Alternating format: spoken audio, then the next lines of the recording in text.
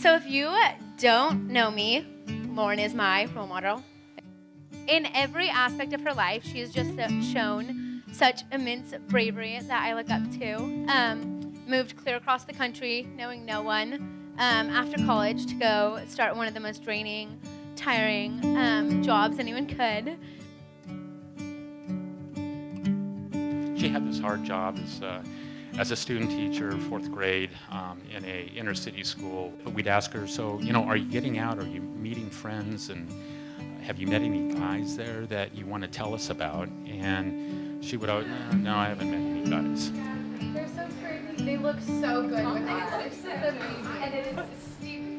And then she said, well, I did go to church this one last week, and there was this guy there that he was talking to me a little bit. And I know, but it's nothing. Don't worry. Not a thing. When I first met you that hot July day at church, I never would have paired us together. We are from 2 different worlds. You are the kind-hearted Southern gentleman who every girl wanted to date, and I the bold West Coast girl who was confident in my independence. Lauren came back from being in Memphis for her school year and started incrementally dropping hints that maybe this was the guy. As we shared dinner, drinks, and conversation, I knew my heart was all yours if you would just have it. Oh my gosh. We were sitting at Alchemy talking about our families, our college experiences, our hopes and wishes for the future, when suddenly you put your hand on top of mine. In that moment, I couldn't finish my sentence and completely forgot what we were talking about because the butterflies were so intense.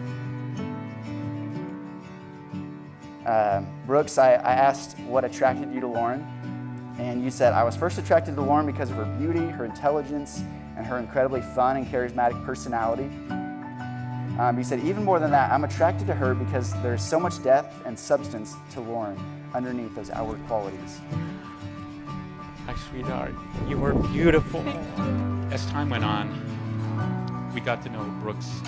I'll have to say that everything that Lauren had told us about Brooks, what a great guy he was, grounded in the Lord, put Jesus first in his life.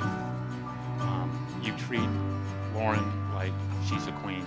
So it's, you've won us over, Brooks, I'll have to say. So, we love you from the bottom of our hearts. You are going to make the best wife in the whole world. But you are beautiful. You are gorgeous. Man. Thanks. Brooks is going to be so overwhelmed. I can guarantee you. Yeah. I love you. I love you more, sweetheart. And so after all these months, we're finally getting to the point where the 2 will become one flesh, just like God intended way back in the garden. And what I love most about your story is that I really think it's a modern day story of what God did in Genesis 1 and 2. I just think you complement each other in some really incredible ways. When you think about it, Brooks, when I look at Lauren, I think God really brought you something special in Lauren. God has created a helper suitable for you. You are the strongest and most fearless woman I have ever met. Intelligence oozes from every part of your being. You are a woman of God who loves the gospel and so strongly wants to see its redemptive power at work in both individuals and the systems which exist in our world. Brooks, your heart for the gospel shines through your life and how you relate to others.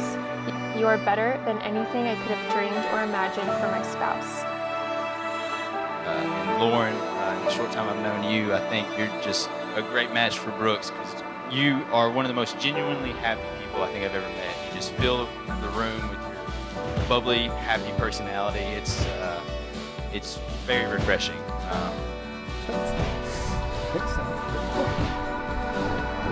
I joyfully choose you and take you to be my wife. I promise to love, lead, and protect you as Christ does his church as long as we both are alive. I promise to give you the best of myself and not take you for granted. You are such a gift to me, Brooks. Your tender and compassionate heart, your love for me, and your dedication to the Lord. How are you feeling? I'm excited. Yeah? Yes, In a couple more hours. I know. That's weird. I promise to love you and make provision for you in a way that prioritizes and prefers your needs over mine. I promise to be a forever student of you, recognizing your gifts and considering how you might use them for your good and God's glory. I want to fight for God's kingdom together and show others the glory of the gospel through our relationship. I promise to follow you and trust you in your decisions. I promise to pray for you and ask God to lead you as you lead our family. May they never take each other's love for granted, but always experience that breathless wonder that exclaims, out of all this world, you have chosen me.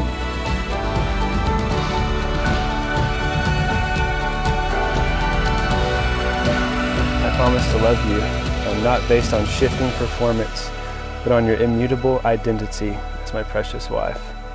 I promise to love you and you alone for the rest of my life. I'm so excited to start this adventure with you, Brooks.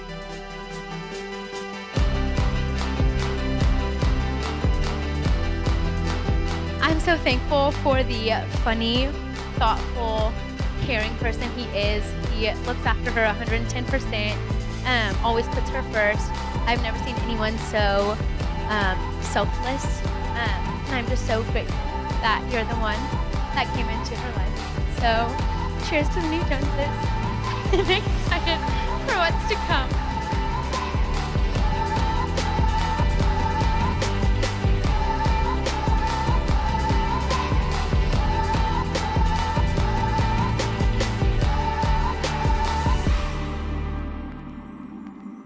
I, Brooks, take you, Lauren, to be my wife. And I promise before God and these friends, That I will share my life with you in all love and honor, in all faith and tenderness, through joy and sorrow, sickness and in health, as long as we both shall live. Then when life is done and the sun is setting, may they be found, then as now, still hand in hand, still so proud, thanking you so very much for each other. This we ask through Jesus Christ, great lover of souls.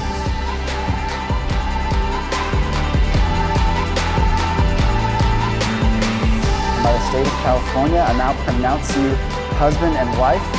Brooks, you may kiss your bride.